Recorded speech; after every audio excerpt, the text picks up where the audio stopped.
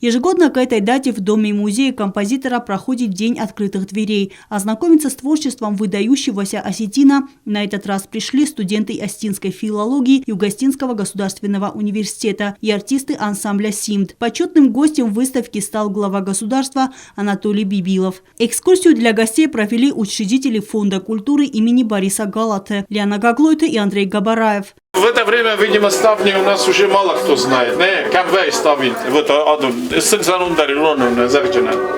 Но фала хафта кудуди яшагаты вартамас даджрайоны кудудисты хафта вот такие домики были. Ну, правда, домик на вой тарсайорстуди хажор фала джаба хабар фидо.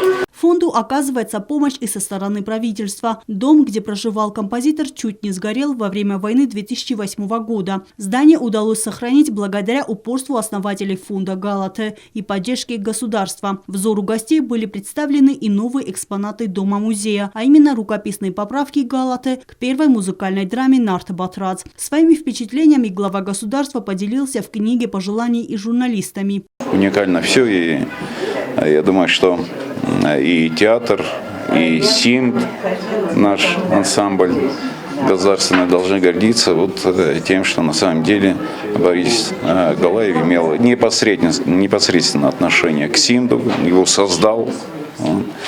Кстати, там тогда было 138 человек в СИМДе.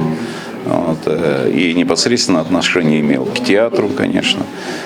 И вот эти картины, которые нам очень дороги, и мы их очень любим, допустим, та же Фатима. Поэтому это, конечно, большое великолепие, и я, без сомнения, благодарен тем людям, которые дорожат и которые нам сохранили вот это все. Без них бы этого не было.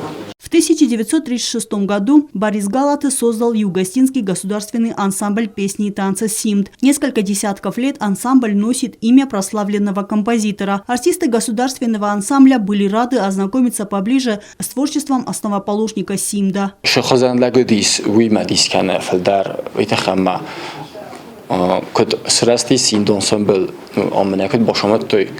Ordugi oshudest sa koncertadat ke man khatchast Peterma ma ondom Kirov tosche koncerta madam Kirov zochto ensemble andon qaw bokhos kanen ma wi fasta уже фазендис гос ensemble Симд. Гостям также был представлен документальный фильм Тимини Туаевой о выдающемся композиторе. Эльвира Тибилова, Алим Бетеев, Оксана Таттаева. Информационный выпуск сегодня.